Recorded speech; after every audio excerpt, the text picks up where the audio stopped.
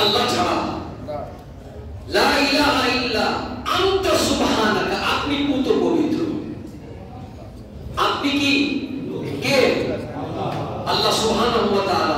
আল্লাহ জাল্লা জালালুহু পড়বেন, আল্লাহ আল্লাহর ব্যাপারে সাথে বিশেষণ দিয়ে পড়বেন, এটা লিখতা আজিম। আল্লাহ জাল্লা শানুহু, আল্লাহ জাল্লা জালালুহু, এভাবে শব্দ ব্যবহার করা এটা সুন্নিদের নিয়ম, কারণ এর মধ্যে আদব আছে। এটার মধ্যে কি আছে? আদব। আল্লাহ পুত পবিত্র, আমরা গুনাহগার। এই তাসবিহ হযরতে ইউনূস আলা নবীনা আলাইহিস সালাতু ওয়াস সালাম পড়েছিলেন। তাফসীর করে দেখবেন, তাফসীরে মাযহারের মধ্যে আসছে অনেকগুলো রওয়ায়াত কাজী সানাউল্লাহ পানিপতি এনেছেন। তিনি বলেছেন হাদিস শরীফের ইবারত যে এই তাসবিহকে ইসমে আযম বলা হয়ে থাকে। সুবহানাল্লাহ, উপলব্ধি থাকতে হবে। লা ইলাহা ইল্লা আনতা সুবহানাকা ইন্নী কুনতু মিনাজ জালিমিন, লা ইলাহা ইল্লা আনতা সুবহানাকা ইন্নী কুনতু মিনাজ জালিমিন। এই তাসবিহটা, এই আয়াতটা কি? ইসমে আযম। ইসমে আযম ওই বাক্যকে বলা হয় যা পড়ে দোয়া করলে দোয়া কবুল হয়ে যায়। সেই ইসমে আযম আপনারা পড়েছেন।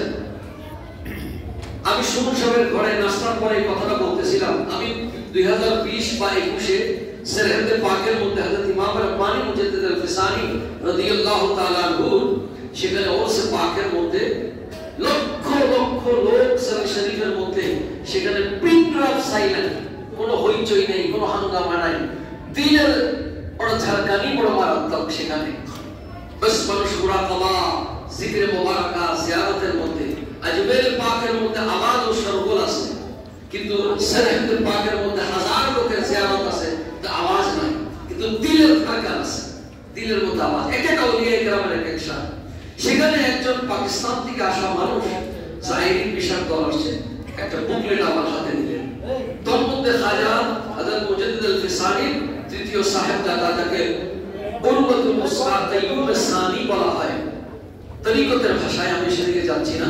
হযরত খাজা মাসুম সরহদি আলাইহির রহমান তার একটা কওল সেখানে লিখছেন যে अगर कोई बंदे सख्त मुसीबत में गिरा हो, কেউ যদি খুব শক্ত মুসিবতের মধ্যে পড়ে যায় আর এই কালামে পাকের ওয়াজিফা আদায় করে, ये कलाम पढ़कर 500 मरतबा हर रोज पढ़कर हम खाजा मासूम सरहदी पर रूह पर बख्श दे।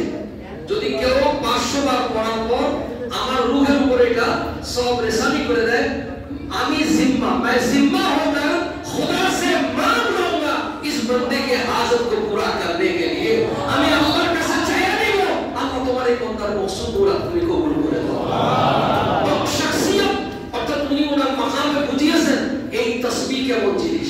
সুতরাং আজকের এই তাসবিহর মধ্যে আমরা যখন দোয়া করব, মুনাজাতটা কার কাছে? চুপে চুপে, নাজাই নাজি মুনাজাত থেকে আল্লাহর কাছে চুপে চুপে বলবেন। এই সময় যদি তবারুকের খেয়াল করেন, এই সময় যদি আরেকজনকে ডাকেন, এটা মুনাজাতের সাথে চরম বেয়াদবি, মানে আল্লাহর সাথে বেয়াদবি। কথা বলতেছেন আল্লাহর কাছে, আরজি করতেছেন আল্লাহর কাছে, মন আর হাত চলে গেছে আরেক দিকে। হবে? আল্লাহ তাআলা আমাদেরকে বুঝার তৌফিক দান করুন। আমিন। অনেক কথা বলার থাকলেও সময় ইখতিদাম করতেছে না। আল্লাহ যেন হাজিরিকে কবুল করে, সকলের মকসুদ পুরা যেন আল্লাহ কবুল করে। আমিন। সালাতু সালাম